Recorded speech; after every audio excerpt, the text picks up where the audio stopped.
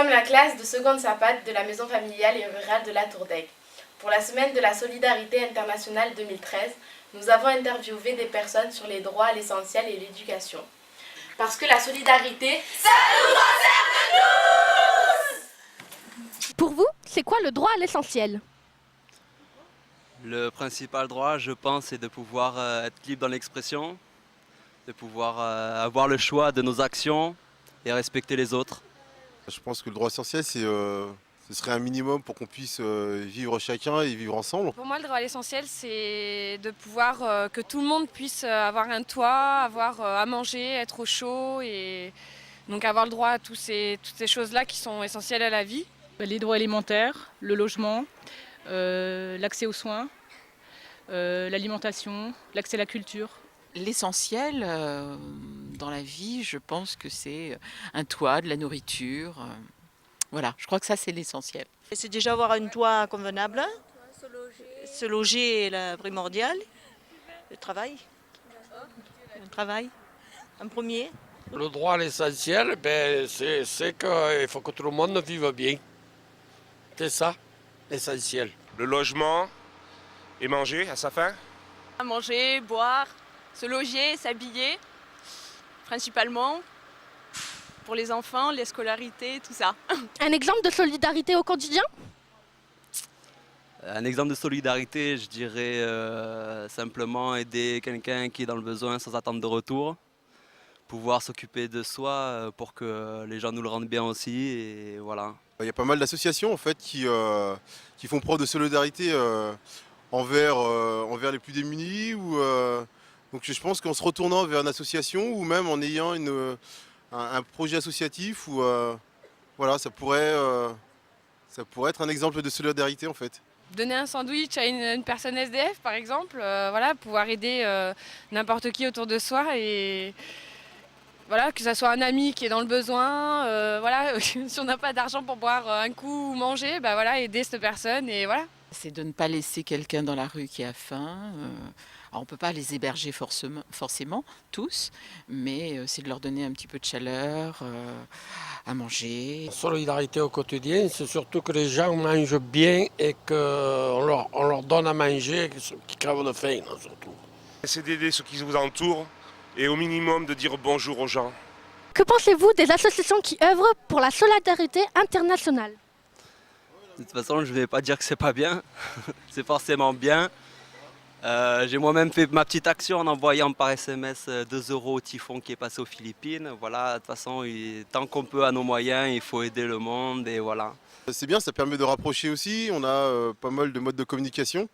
Après, je pense que c'est un pont aussi avec l'international, ça permet de savoir ce qui se passe à l'étranger et d'être aussi, voilà, d'être impliqué aussi, d'être un peu citoyen du monde.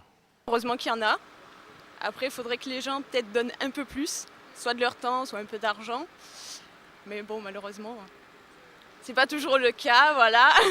Et c'est vrai qu'aussi, quand on apprend après tout ce qui se passe avec l'argent, les gens ont un peu plus de mal à donner en fait. Je crois que c'est important parce que si on attendait des États qu'ils fassent leur travail, je pense que ça ne se ferait pas. Je pense que c'est vraiment les personnes qui doivent réagir. Non, les associations, c'est très bien.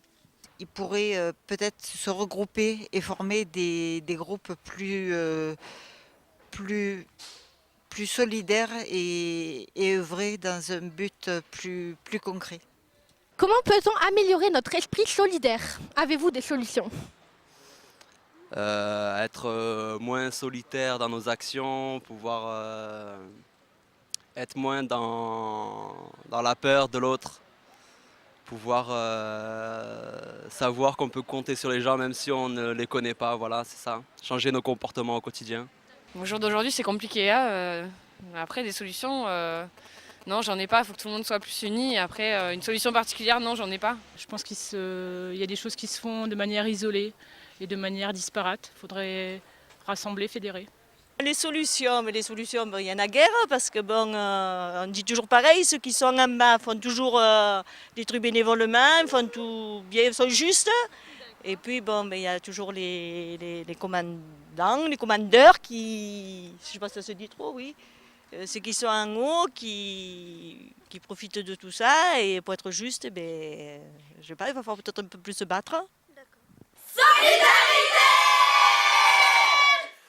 Pour vous, l'école, c'était un droit ou un devoir? C'était les deux.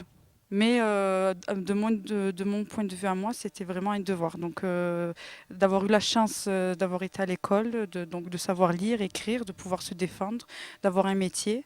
Donc non, c'était un devoir. Parce que si on ne sait pas lire, on peut pas discuter, on peut pas prendre une initiative. Hein. Le droit à l'éducation, c'est important pour devenir quelqu'un de bien.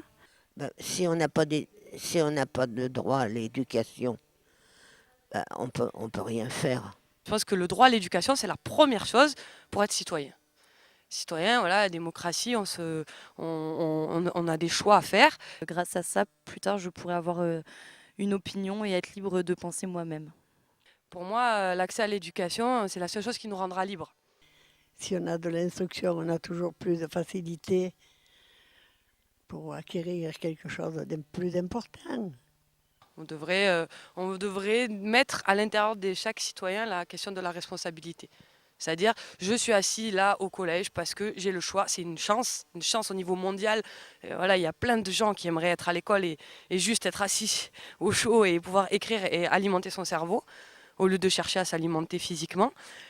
Mais si tu n'as pas envie d'être là, va travailler.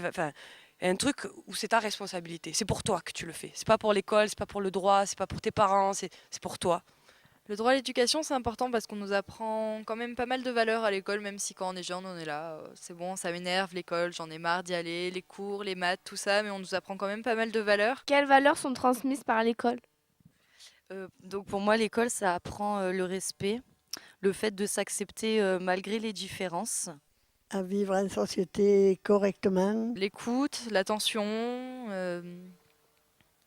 se faire des amis, être dans le social. L'égalité, la fraternité, la liberté, et on va rajouter la laïcité, même si c'est lié à la liberté. Quels changements observez-vous dans les nouveaux modes d'éducation?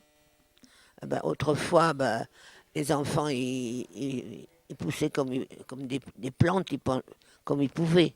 On les instruit mieux. Ça n'a rien à voir avec quand on était plus jeunes, nous. Les enfants, en général, je ne parle pas de tous, donc ils sont de moins en moins respectueux envers les parents. Oui, ils obéissent moins,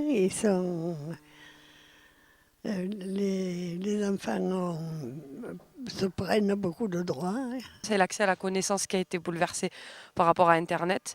C'est-à-dire que avant, on va pas le mettre de date, il y avait un maître, un apprenant, un livre qu'il fallait qu'on aille chercher l'information et donc il fallait avoir des bouquins, il fallait savoir lire, il fallait avoir quelqu'un qui possédait la connaissance en tant que personne. C'est ceux qui en ont le plus besoin qui ont à apprendre.